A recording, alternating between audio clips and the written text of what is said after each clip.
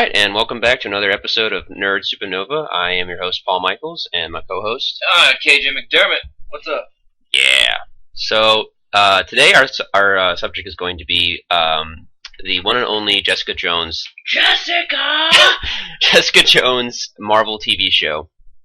I'm going to say right off the bat, just, I guess from a critical standpoint, this show is not as good as Daredevil, but it is a good show. If anyone asked me, like, okay, so if I rate Daredevil a 10 out of 10, which is pretty much what I do rank Daredevil. I mean, granted with 9.5. Okay, yeah, I was gonna say granted with like a few nitpicks. I wouldn't say it's completely perfect, but it's very, very well done. Yeah, but I'm saying if Daredevil is like a perfect 10, I would say Jessica Jones is like an 8. Maybe on its worst day, like a 7.5, but like an 8. Depends on the episode. Yeah, it's a solid. I would say it's a solid 8. And it's obviously not perfect, but the greatest things are like any real good superhero story is the hero and the villain.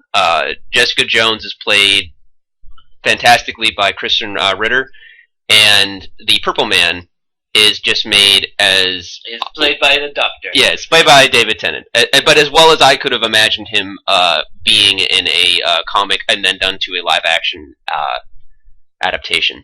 So obviously this will be a spoiler-filled review, so if you haven't watched the show, don't be listening to us, watch it immediately, and then maybe check this review afterwards. Immediately. Stop what you're doing now, pause this, go watch it, and then come back 13 hours from now and listen to the rest. Yeah. If you're down for that. Anyway, okay, so let's do you want to start with the best or the worst of the show? Do you want to talk about the best first? Sure, let's talk about what do you consider the best parts of it?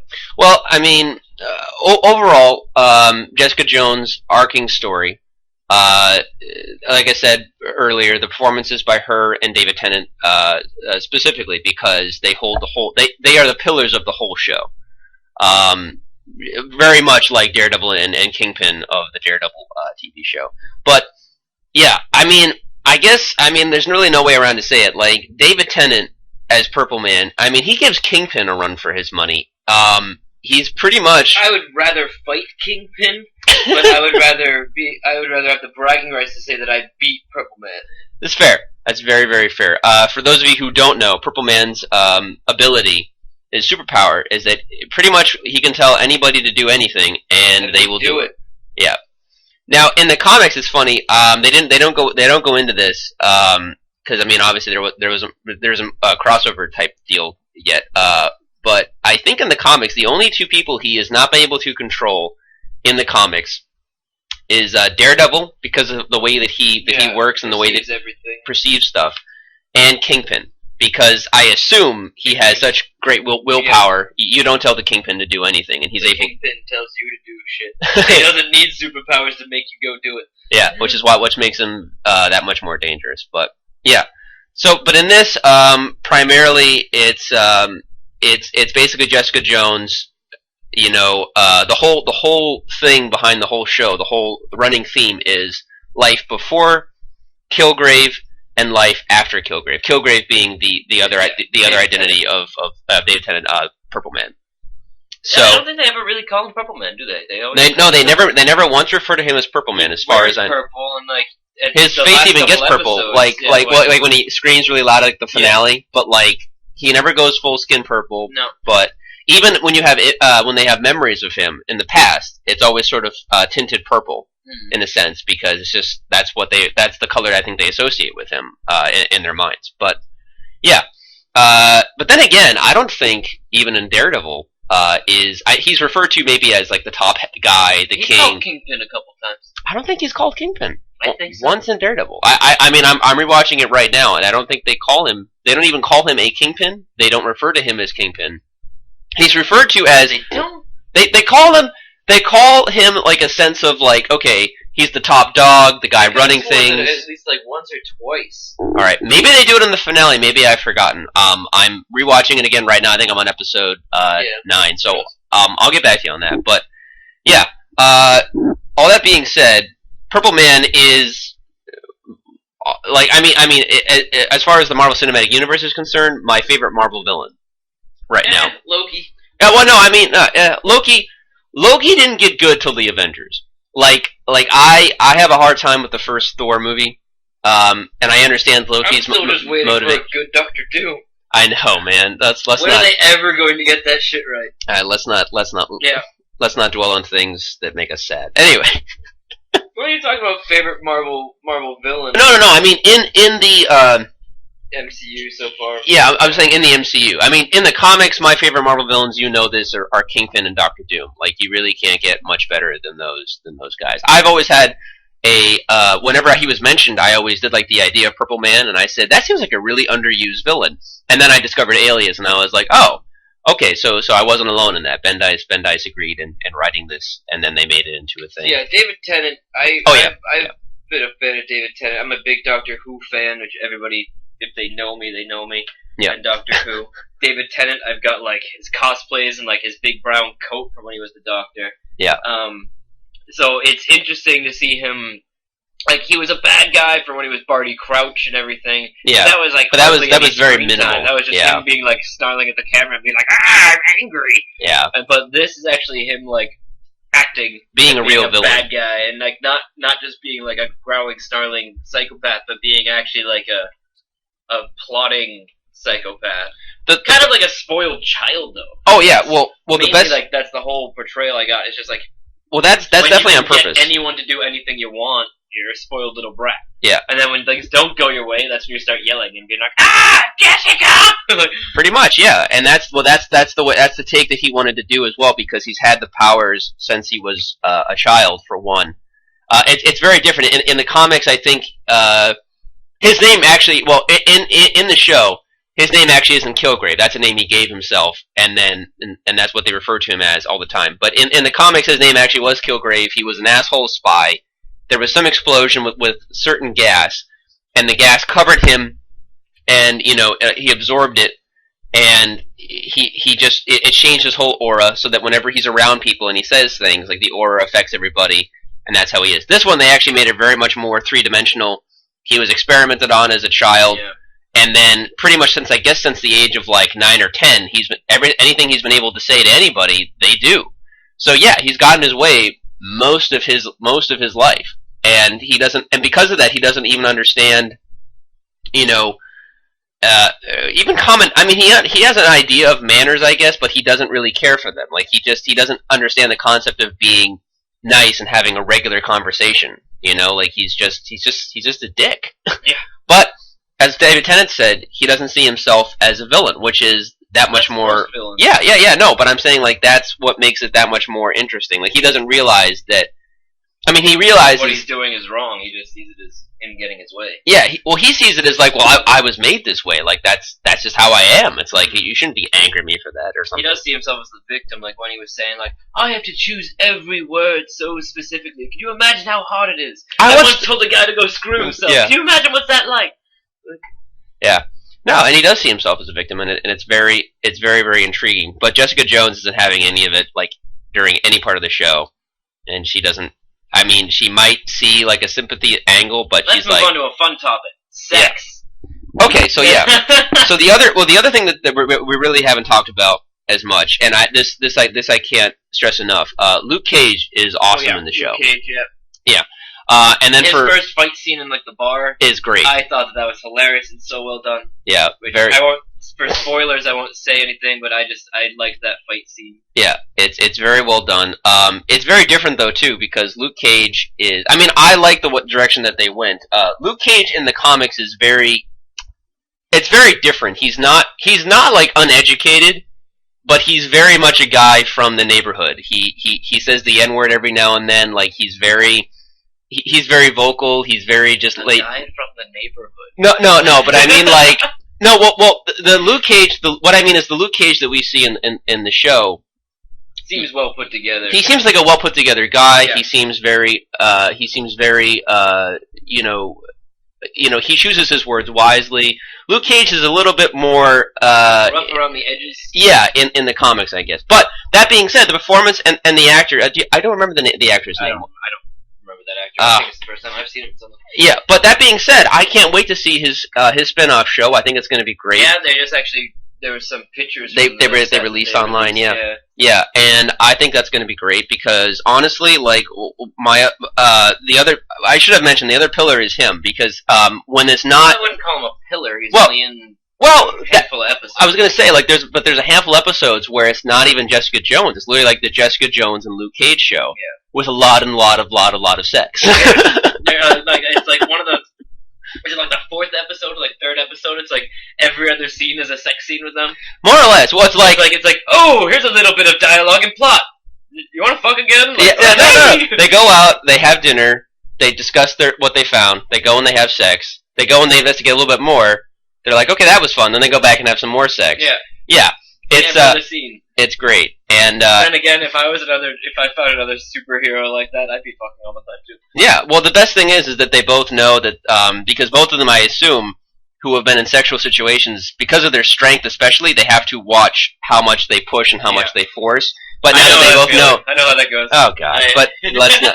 But now, like that, they both are in a situation where the other one can take the pressure. I guess to say it's they're just kind of able to let loose. There's literally a scene where they break Luke Cage's bed, which is hilarious. That's funny because they then just sit there and laugh about it. They do. I mean, like, what else can you do at that point? They know it's not their fault. Well, not necessarily. And they're too. Hey. Yeah. Anyway, so that's really great. What else? Let's see. I'm trying to think of the. I'm talking mostly like the good points here because we can get on the negative. Well, there's also. Well, yeah. Trish. Okay, so the whole. Her backstory. The thing about Trish. Okay, so in the comics, it's a bit different than the comics. Yeah, in the comics, it was meant to be. Hellcat. No, well, no. This is the thing. Yeah, but it was supposed to be Miss Marvel. Miss Marvel was like her friend from the old days, and they were supposed to like. She was connecting her back to like the superhero world, but obviously they can't do that because they got other plans for the Marvels in the Marvel universe. So they made it Trish Walker, and I didn't realize Trish Walker is Hellcat. So and you see that bits and pieces of that of her becoming that throughout the show. The thing about Trish, which is interesting, is that I like Trish as a person, and I liked the backstory that they gave her and the moments that show her and Jessica Jones as children. Like, that really made me care for Trish. The only problem is that the present-day Trish, I don't really care about her issues. No. I guess. She seems like a burden. She's always, like, trying to stop her. Be like, well, you can't go do this. She's like, shut up. This is what I need to go and do. You know I'm the only one who can do this. Yeah, but let somebody else do it. I just said I'm the only one. Yeah, but this doesn't have to be your fight. Shut up. But I love you. Now's not the time. No, she doesn't. No, but she loves her as like a friend. But so they're basically, so they changed it a bit too. They basically have been raised as like adopted sisters since like they were teenagers. I guess they must have known each other through school or something, and like, they said that. Yeah, she was a classmate. Yeah, her mom is so Patsy Walker or Trish Walker in this was a child star, and her mom was her manager and basically / pimp because of how rough she gets. And so they adopt after Jessica Jones has her accident and makes her who she is. Doctor is like a PR stunt. Yeah, it's a PR stunt. But her. We need to make people like us. Let's adopt this child. It's really fucked up. But like, yeah, like I love the stuff with Jessica Jones and like Trish's mom and like confronting her and stuff like that. There's a lot of good stuff in that. I think that was really good. But yeah, Trish in the present day is a little bit more like you said, like a burden, or she's just not ready for the life that Jessica leads. She always kind of fails under pressure type deal. I mean, it's not to say that it's like she's not. Oh yeah, she's not ready. She's not ready to like commit to it. Yeah. Whereas like she does things, but then you can tell that she's still scared. Yeah. And but I mean, any other normal person would be though too. So it's not like we can fully blame her. I mean, I wouldn't want to be in a room where a guy can tell me to basically blow my head off, and I could do it. Yourself? Yeah. Exactly. Like that's really, really messed up. Okay, so that's like the beginning of like the semi bad. Let's go into like the rest of what makes the show not as good as Daredevil for one. But okay, so do you want to talk about the neighbors or do I want to talk about the neighbors? I mean, I think everyone wants to talk about the neighbors. Oh, God. So there's this thing at the beginning of the show where Jessica Jones, where she has her alias investigations. It's like her office. It's like her office, like apartment. Yeah, slash. Apartment complex. Yeah, I couldn't remember if it was in like the same. I guess it is like her apartment too. But yeah, so she's chilling out there. At the beginning of the episode, she keeps hearing like this like rough sex couple like above her. No, you can't tell if it's rough sex or if it's like a domestic abuse or if it's just a lot of yelling, noises, banging on walls, and yelling. So you don't know like what's going on. Yeah. So she goes up and she's had enough, and she finally confronts these people. And you find out that it is a brother and sister duo. They're twins, and basically, like, the brother's just sort of like just takes the abuse from the sister, and the sister is a idiot, angry person who's just also ugly. Yeah, very well. I don't want to say too much because I don't know the actress, and I don't know what she looks like in real life or how much they uglied her up. But yeah, she's not an attractive being by any means. Well, also she's ugly on the inside, so that it makes it that much worse for sure.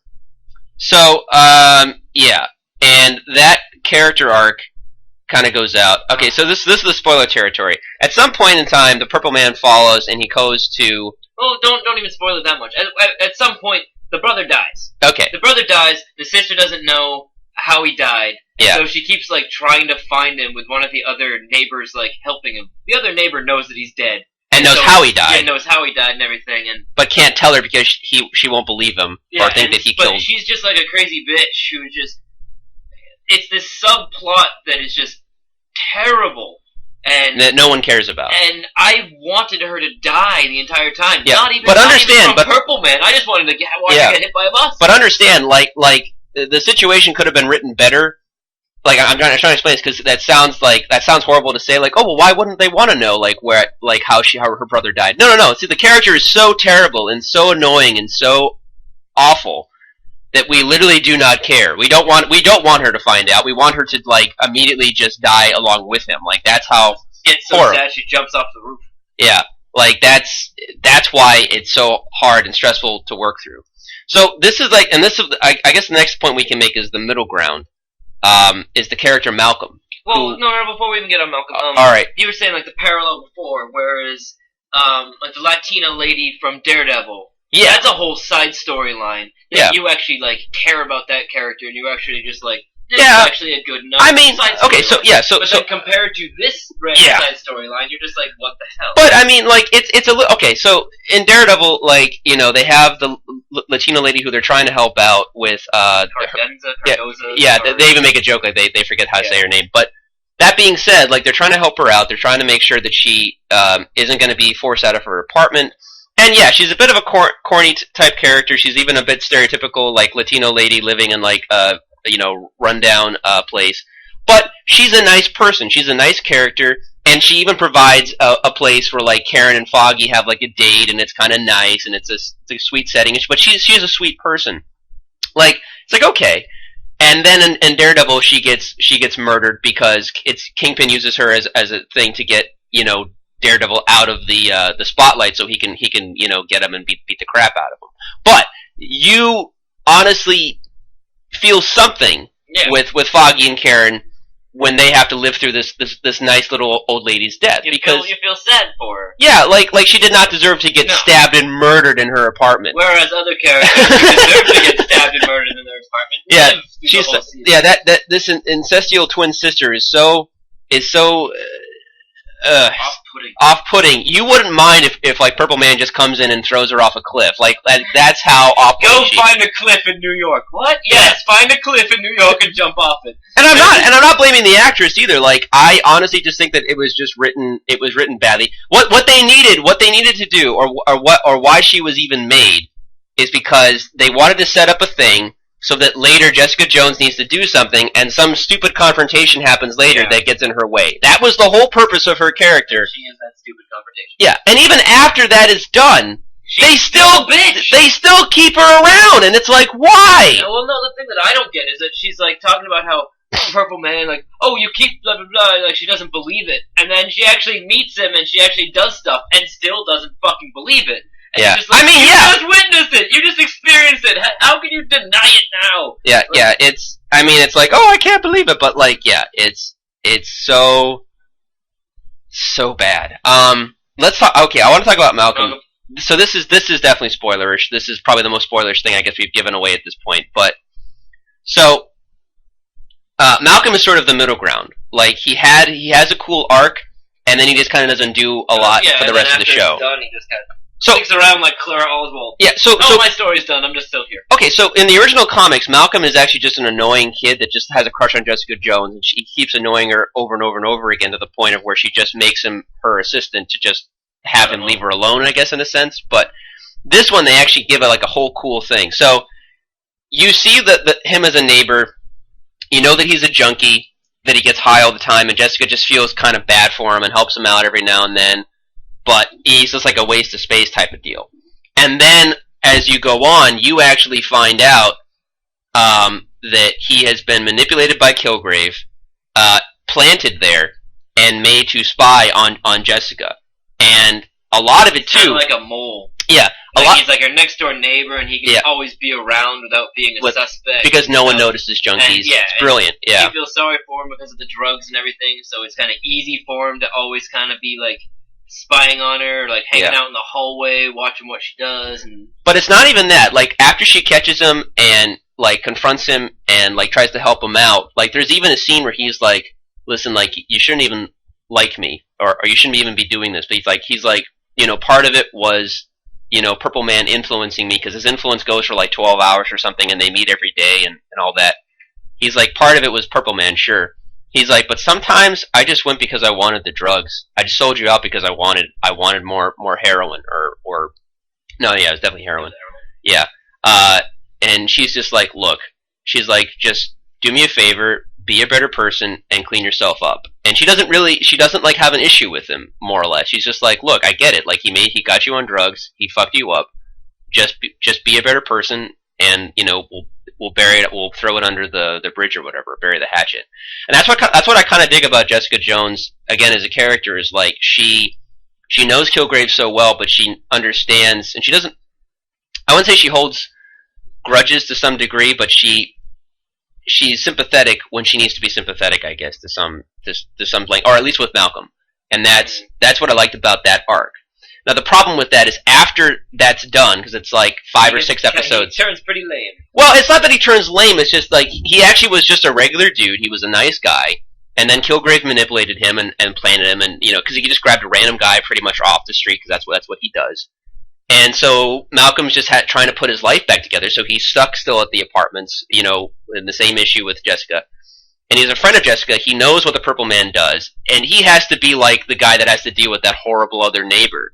And because he's a nice guy, because he doesn't want to just tell this woman to F off and like, you're a terrible person, I'm sorry your brother died, but you're an idiot. And he just has to kind of put up with it and listen to her the whole time. And us as the viewer, it's just like, Malcolm, punch her the fuck out. Yeah, like, we don't care. Punch her the fuck out and move on. Yeah. It's just, it's just that. So, again, like, I think the actor did a great job. I think the character had a cool little arc, but after it's sort of done, they didn't know what to do with it. However, it's fine, because I think at the end of the finale, he's like officially her assistant, so that's all set up to be like, you know, like the assistant in the Alias investigation. So it's nice, at least. I felt that at least had a point. Okay, last character we should really talk about is the cop, because he had a very very odd arc, and I felt bad that I didn't catch this, because I've read Frank Miller Daredevil, I didn't catch it until the pill scene. Yeah, the pills. Well, I was like, I've seen that before. Yeah, and the same thing happened to me too, but I still couldn't place it, even though I definitely should have. Well, he's also missing a very defining characteristic of his character, of a tattoo on his face. Yeah. So basically, Kilgrave manipulates a cop, this guy named Simpson, and then Jessica saves him, and then he just sort of hangs around for a bit, and then he has a relationship with Trish. More sex scenes. Yeah. And the other thing is, though, too, he just kind of, but you start to feel he overstays his welcome until, like, more character development happens. But even that being said, he's sort of like the middle ground, like he's a nice guy, but he's a messed up cop and ex Marine or Special Forces or whatever. And then afterwards, once you go online, you realize what they're doing is they're making this character called Nuke, who was in Daredevil run. Captain America came there too, but there was basically he was a special forces type character who used pills to enhance his strength or bring him down or whatever. And he's just sort of this rogue government experiment. Now they're trying to obviously hint He at this. also has 2 hearts. Does he? Yeah. He does? Yeah, he has 2 hearts. Okay, I thought you were making like a Doctor Who reference No, that as wasn't a a joke. Doctor Who joke. Nuke has 2 hearts. Okay, well I'll look into that, I guess. But the Yeah, one of them is one of them they can like remotely shut down if they need to. And it's also to like monitor his like extra functions. That's why he can take. The I would pills. think like That's also why when Trish takes the pills, she like gets fucked up. Whereas he can handle them better because he has 2 hearts to manage everything. All right. Do they mention him having 2 hearts at any point in the show? No, but there is an Easter egg because when he's in the hospital, he has 2 heart monitors. I never even caught that. That's cool. All right. Anyway, what was the thing? So that's the other thing too. They're obviously trying to set up for season 2.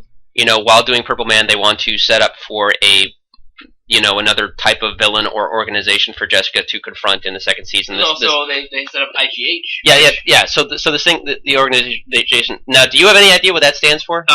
That's because they can't use the word mutant. Oh God, MGH is from the comics. Okay. And mutant growth hormone, right? Okay. And so what the theory, the plot online and everything is that because they can't use the word mutant in Agents of S.H.I.E.L.D., they're using Inhuman. So Inhuman growth hormone. Interesting. So IGH instead of MGH. Yeah, so this is the other thing too. This is where people, I mean, in the comics she gets into some sort of accident with I think nuclear waste or something with her parents, and then she just wakes up with like powers and stuff like that. And this is kind of same thing, but it's attached to IGH basically. And so that's going to be like what she confronts, I guess, in the new season. But this is where Nuke comes from, or like the manipulation of the cop, as well as like it's almost like too coincidental. But yeah, at the same time, it's like that's the same. I mean, it's sort of assumed that that's the same company that made Jessica Jones like by accident because of what happened with her and her parents, and because like Trish's mom has all these documents and she lets Trish have them to show Jessica like, oh yeah, all this money came in to help you out and to take care of you and monitor you, I guess, in a sense. And yeah. So yeah, that's what's going to be the setup after season 1. So can I talk about the finale? Because I mean, sure, this is what I want to say. It's a huge spoiler. Are you pissed they killed him? At the end of the finale. Now, granted, I understand the point, and I get it because he, as the show goes on, Purple Man finds a way to enhance his powers to not only a 12-hour but 24-hour stasis of and the radius. Yeah, and the radius. I think even to the point where he can tell people what to do over the microphones, which is not what he was able to do beforehand. So obviously he's hugely intense. He's a very, very dangerous human being, if not already beforehand, now even more so. The thing I always like is that he says it multiple times, and he's like, I didn't kill anybody. Yeah, I didn't kill anybody. I didn't kill anyone. But you told people to kill people. No, I didn't kill anyone. I didn't kill them, though. I'm not a he says that repeatedly. I'm not a murderer. Yeah, he says it repeatedly over and over again. Yet wherever he goes, people die. Yeah, he's that much of a spoiled brat and that much of a psychotic. Yeah. It's just, yeah. But yeah, to the point, at the end of the confrontation, pretty much, he literally, like, manipulates Trish. He has, like, Trish in his arms, and he's telling Jessica, because this is the other thing, too. Jessica had been around him so long, she's immune to his effects. And that's another reason why he increases his powers, because he doesn't like not being in control. He hates that. But he basically has Trish in one hand.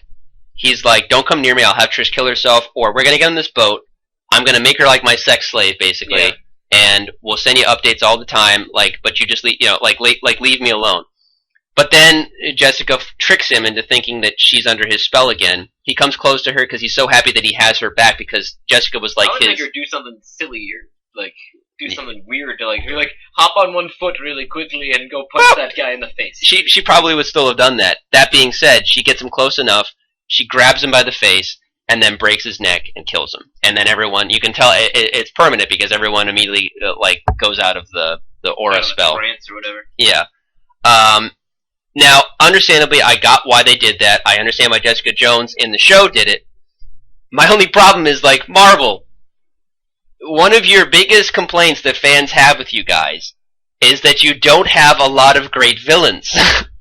You had one of the best villains that you've made next to Kingpin and Loki, and you kill him! Wibbly wobbly timey wimey. Maybe like the cerebral juice. I don't know. His neck. I want him to come back because he was that great of a fucking villain. Like I want it so bad. Like I don't know. Like I mean, you know, they killed people off too in Daredevil, but they killed like good people that you did not see coming. You know, like it was a much more unexpected. And again, like I respect and I understand the direction that they went, and I understand why Jessica did what she had to do. And I'm not even judging on Jessica. Like, how dare she kills somebody? Like, Purple Man had to go down, like, because he was just too powerful and too crazy and everything else. But now we're in a David Tennant-less Marvel Cinematic Universe. Yeah, and it's that much more. I didn't think of it that way. I know, right? But it's like he can still go to DC and play the Riddler. Oh no, I mean now he's like free to do whatever. Actually, so I'm like, it was just yesterday. Neil Patrick Harris was talking about how he wants to play the Riddler, which that was always a rumor for a while. Dude, like Neil Patrick Harris, David Tennant, I would love either one of them being in that role. But David Tennant, like, they might even put him in a bigger role now, like not just Riddler's a big villain, but I was going to say something maybe even grander. Right, yeah. Well, anyway. So yeah, you know what, Marvel? That's fine. You don't do that. David Tennant gets to come over to DC's, so you do whatever the hell you want to do. All right. Any last closing thoughts on what you had issue with, what you loved? Buy a lot of whiskey if you're gonna watch the show. Oh, because she's drinking throughout like the entire show. Yeah. Just always, and it was funny because we were sitting there just being like, oh, look, a bottle of, like, what was it? There was, like, Jim Beam. Wild Turkey, Jim Beam, Jack Daniels. Yeah. She drinks every kind of type drink. of like whiskey, and it's like every episode is like a different type of bottle, so it's like fun to be like, what's she drinking today? Like, yeah, they very much touch on the alcoholism of Jessica Jones, and it helps that Nick Cage works in a bar. So yeah, trying to think of anything else. Yeah, it's. I'm excited to see any crossover stuff. Like, I cannot wait for Defenders. Like, yeah. The police guy who arrests Jessica and then like releases her at one point, I think, is the same police guy whom Foggy bribes with the cigars. It might be very much. Oh yes, that's the other thing. Actually, you know what? We should talk about this too. I totally forgot about the whole connection. So, the character that Rosie O'Dawson plays in Daredevil. What people are going to be saying? The nurse. The nurse. Well, people are saying that she's going to become, I guess, the MCU's version of Night Nurse, which was a character in the Marvel universe, the comics. A lot of the Street Fighter type heroes get hurt quite frequently, but a lot of them obviously can't go to the hospital, or without getting unmasked, or excuse me, or Durden, like, I fell down some stairs. Yeah, but they can't. Like there'll be a corrupt cop there, or a corrupt doctor that'll kill them, or something like that. So they make these like hidden hospitals that only they know about, and they go to where the night nurse and her crew take care of the heroes and get them back to health or whatever. So. They make a point, because Luke Cage gets knocked out at some point, and they go to the hospital, and no one can put a syringe in him because of his impenetrable skin. And she meets Claire, Rosie O'Dawson from Daredevil. And again, they've already shown pictures. She's also going to be in Luke Cage. So I'm almost kind of guessing she's going to be like their mini Nick Fury, and she's kind of going to bring them all together. She's going to be like, hey, you do this, and you do this. An eye patch for fun. Yeah. But yeah, she's gonna know all these guys and all these characters and be like, "Hey, why don't you guys be friends? Or make an apartment together, and I can film it like a sitcom." Yeah, but that's pretty much what I think was going to happen. Is she's going to be like she's going to be the force that brings them all together. I love seeing her in the show. I think it was great, and they really give her a lot more time than they thought they were going to. She tries to help out Luke Cage as best she can. And have him like help recover. Well, the other thing is that when we're talking about the crossover stuff, they do a lot of mentionings of other characters. They mention the Rands, who is the Danny Rand, aka the Iron Fist. So again, making they point. They also mention who else do they talk about? They mention another Private Eye. What was her name? I don't know. That was another character. That's another Marvel superhero chick. when she's like, oh, I'll give you like when somebody's talking, she's like, oh, I'll give you a reference to some other else who could take the case or whatever. I missed that. They mentioned Matt Murdock at one point. Did they mention Murdock? They don't actually say him by name, but they talk about a blind lawyer. A blind lawyer. Yeah. Oh, I should mention that. It was very brief, and it wasn't in the show. It was done as a teaser because, again, all they're building towards right now is Defenders, as well as making season 2 of Daredevil and Luke Cage, Iron Fist, and I assume a Punisher TV show. Granted, how well he goes over in season 2 of Daredevil, but there's a clip that they had after the show was done, where Jessica Jones, I think you even see her face, you just see her at a bar, and she's looking at a card, and the card says Nelson and Murdoch.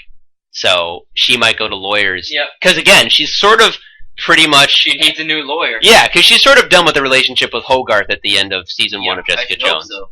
And who better than to an up-and-coming law firm that, might be on the rise. Mm-hmm. Now there's another one too that I'm forgetting that they mentioned to somebody, and I remember hearing it and being like, "Yee!" like little squeal of joy, but then I totally forgot, and it was like towards the end they mentioned somebody else. Well, we'll have to rewatch. They have this cool thing, Mr. Sunday Movies on comicmovie.com, a guy that catches all the Easter eggs, or he rounds up forums and fans and then puts it up there. But yeah, honestly, it's really funny because as far as Easter eggs go, I feel like, again, I just need to learn more. The thing that I liked about the Easter eggs in this one is that they didn't call attention to them. That was the thing. A lot of times they'll I like Easter eggs that are completely under the radar, and that's why they're Easter eggs. They're hidden. They're not like winks to the camera. It's not you don't look at the camera and be like, man, it would be great if some devil was here to help us. It's I like it when it's completely under the radar, whereas I really have to be paying attention to be like, oh shit, like that.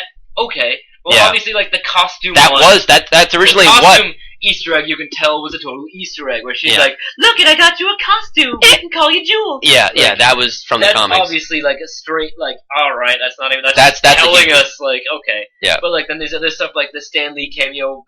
It's the same cop photo. Cop precinct. It's the same cop photo of Stan Lee in the background. But that's how Easter eggs used to be done. That's how they used to be done in a sense. To be like, oh shit, you're not supposed to see this.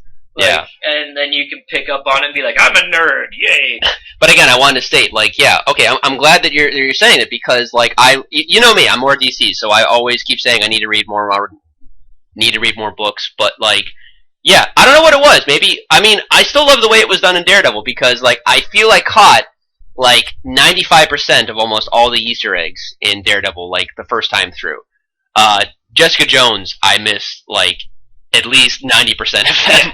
It was so hard because I pre-watched some of the other episodes and I was just like, oh, I didn't catch that the first time. I was like, how did I miss that? No, but it's good though because it makes them really tap into the more lower C and D list type characters because no one really knows who Hellcat is and now Hellcat is in the show. Well, they don't even really mention her at all, but there. No, but she's going to become, I assume, Hellcat because she's going to want to. She's already fighting and training herself. She's going to want to help out. And when she took the pills and everything, she was looking pumped. She was all just like, "Is this how you're like all the time? This is great. I'm pumped." And then, our roommate Tom actually made a reference to that. How badly that might have been written because they literally say the blue pills bring you down. Did they not know that the blue pills could bring her down, and they didn't give it to her in time, and then to get rushed her to the hospital or something? Well, he had the blue pills, and he was like, "You need these," and he throws them out the window. Oh, he throws them out the window. Yeah. Oh, okay. He shakes them in front of her, and then he goes, "You need these." She's like, "I don't want them," and he's like, and he throws them out the window of the apartment. Oh man! And then that's why when I'm sitting there watching, I was like, "Why doesn't Jessica run downstairs?" And I was so there was some issues with that. But he's used to it. His body is built not immunity, but he's used to it, especially the double hearts. So that's what he says. He can take more. He's I can last another 8 hours before I need a blue pill. Yeah. And then she's like, "Oh, I'm great. Heart attack."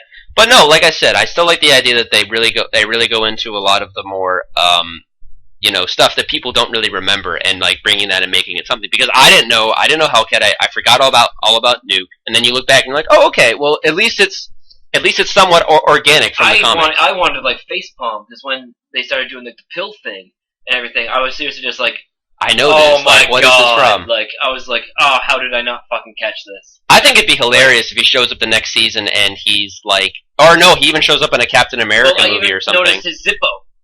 The Zippo, yeah, he's got the American flag, yeah. Flag on the Zippo. Yeah. And I was seriously just like, they're throwing it in my face. Like, what the fuck? Like, yeah. To be fair, Nuke is a very small character, and he was just a great pivotal point in that one Daredevil comic. It's actually one of my favorite Daredevil comics because, like, people, Frank Miller has gone somewhat insane over the last decade or so, and everyone's like, oh, he's a terrible writer. I was like, no, listen, he's not as good as maybe he used to be, but Frank Miller changed the industry. And I was like, one of my favorite I love Captain America. You obviously know this. Yeah. One of my favorite Captain America lines is not even from a Captain America comic. It's from a Daredevil comic. Because he sees Nuke. He sees what Nuke's done. He sees that he's been manipulated by the government, and he grabs Nuke to take him to a facility that's not under, military order. And a general gets in his face, and he says, like, listen to me. I'm your superior. You're going to listen to what I have to say. And you're going to put that man back down because it's it's in the authority of the government for you to listen to us. Like, I own you. And Captain America simply just says, and he's like, I'm loyal to no man or government, sir. And he points to the flag and he says, only the dream. And then he walks out. And like, well, don't give it the music and make it more. No, but like that's what was so great about Captain America. But like Frank Miller understood that. He got that Captain America was a Captain America because he was a captain to the dream, not any government or person. It was the dream of being free. I don't know. Anyway, I love that, and sorry, but that relates back to that was from the issue with Nuke, and I thought that was just so good. So if they could have a scene like that in a live-action Captain America film, like after Civil War and all that, that would be great. I can imagine something like that happening in Civil War. Maybe, it's very possible. The whole government thing, he's going to probally just sit there and be like, excuse me, sir, but I think we're like, let's do the greater good here. Yeah. Okay. All right. That's it. That's all I've got. Anything else more that we forgot? We covered Claire. We covered the Daredevil comparisons. We covered all the Easter eggs. Overall, but you really enjoyed the show, yes? I enjoyed it. It makes me want to start wearing purple suits again. Yeah, because you love dressing up as David Tennant, as you stated. Like it's like, oh, I can break out my Joker suits and be somebody else. Yay! Not have to do face paint. Yay! No, but like, yeah. Again, like I've said, if Daredevil is a 10 out of 10, Jessica Jones is at least a solid 8. Definitely worth checking out. Another good show from Marvel. If a bit, off. I'm excited to see where it goes. I'm interested, like what they're. I don't know. I just honestly feel because, like, okay, so Daredevil season 2 is going to have like Elektra and Punisher, most likely Bullseye, and very possibly having Kingpin get out of jail and reestablish himself. I don't think they'll have Kingpin. No, that might. The very end, they're going to tease him to come back in season 3. The last 2 episodes, I'm pretty sure he's going to be making contacts in prison. Yeah, that's where a lot of he's going to rebuild. Yeah, like if they bring in Bullseye, I'm pretty sure he's going to like meet Bullseye in prison, and then be like, "I got a job for you." Like, yeah, and then like he's going to start making the Kingpin connections in prison, or more Kingpin connections, I guess. But be even more powerful, like running the strings from behind the scenes, and then maybe get out towards the end and be like, "Oh shit, awesome!" Yeah, dude. There's a great scene in I think either the Bendis or the Brubaker run of Daredevil where Kingpin is in jail, and he's a massive dude. And for some reason, I don't know why these people do this, but they for some reason a gang decides that they're going to try to kill Kingpin in the showers, and he just destroys them. He destroys them, and I kind of want something like that to happen in the show, like have like a scene like where he's just trying to live a life in the prison, and they decide like, hey, we'll get Wilson Fisk, big man, and he just mutilates them.